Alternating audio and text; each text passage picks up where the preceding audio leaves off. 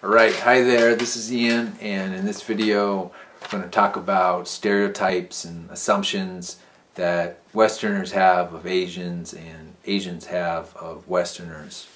Okay, first one, chopsticks. Like a lot of people, you're in a restaurant and you're eating and you're using chopsticks. Some people might just stare at you and just be like shocked that you're eating with chopsticks. Or maybe your coworker would be like, wow, you can use chopsticks, you know. So many people are going to assume that you don't know how to use chopsticks just because you're a Westerner.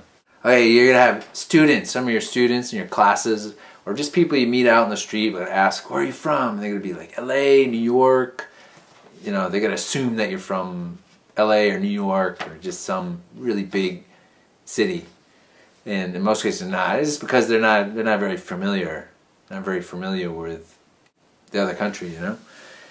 Another one, they're going to assume that you eat McDonald's or that you eat hamburgers all the time or fast food all the time, like that.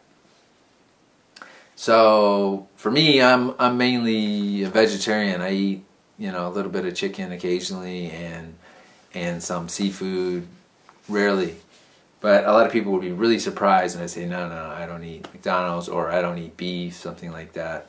Yeah, another one, Christian. You know, some people are going to assume that if you're white, they're going to assume that you're a Christian just because you're white or you're from wherever, the U.S. or something like that. So, and me, yeah, I'm definitely not religious, definitely not Christian, definitely not interested. But people will assume that, you know, sometimes. Here's one. This one's kind of common. People are going to assume that the stereotype, I'd say, is that foreigners smell, which is kind of interesting, and I think there's actually some kind of truth to it. People can stink in general, but I remember one time I was reading on the internet, and it's some Korean recruiter's blog or something like that, and there's something in there about, oh, Koreans, they don't have some gland, some kind of sweat gland that foreigners have. And I was like, no, that's got to be a stereotype or something. And I looked it up a little bit, and I looked on Wikipedia, and it said the same thing. So actually, there is some difference in the glands or something like that between Westerners and, you know, Eastern Asians. So there could be some truth to that. And yeah, if they body odor, yeah, so they may have less body odor than what Western males do. Or Westerners in general, maybe females too. So, but I mean, that doesn't mean like they don't stink or something. Like I remember in Taiwan, like there was this one smell. You know, even she's a friend, I guess. One friend, sometimes she would have this odor. I don't know what it was, but I didn't. You know, only smell it on her. I smelled it on a few other people too. Just like, you know, on the bus or something like that. I get this smell. I was like, what is this smell? You know, not many people, just a few people had that specific smell. And I don't know what it was. It could have been, I don't know, it smelled kind of like smoky and kind of like a meaty smell to me. Yeah. But in general, it sounds like there's some truth to it, that we do smell.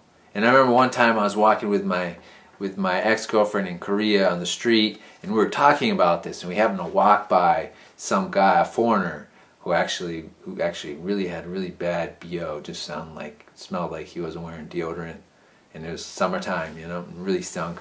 She was like, yeah, like that. I was like, yeah. A lot of people are going to assume that you're a movie star or that you're rich or famous because you're a foreigner. And maybe they'll ask you like, oh, do you know Brad Pitt, or do you know what's her name?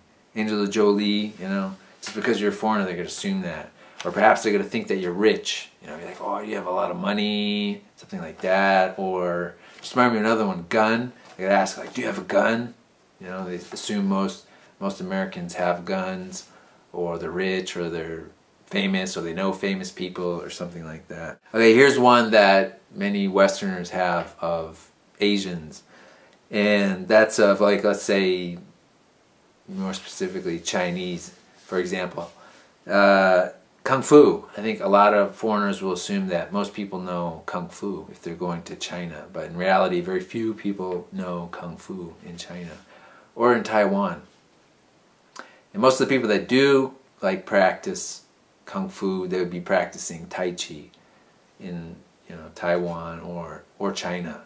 And the people who are practicing Tai Chi are mostly older people. You know, Tai Chi's like, yeah, more easygoing. Here's another one, that Western woman. This is one that Western women have of Asian women. I've read this more in one place on the net, and I think I've probably also met some Western women who think like this.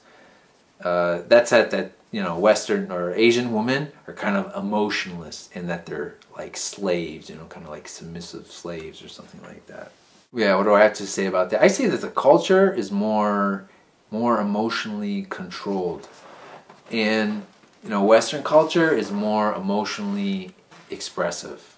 You know, it's less common for someone to get, you know, upset in public, whether it's crying or getting angry or really just, you know, even maybe being positive, like really, wow, excited or something like that. You know, most people, the culture's more controlled, self-controlled than is American. I mean, like, I think what they would say about, you know, Westerners or say Americans, U.S. citizens, is that, you know, they really wear their emotions on their sleeves.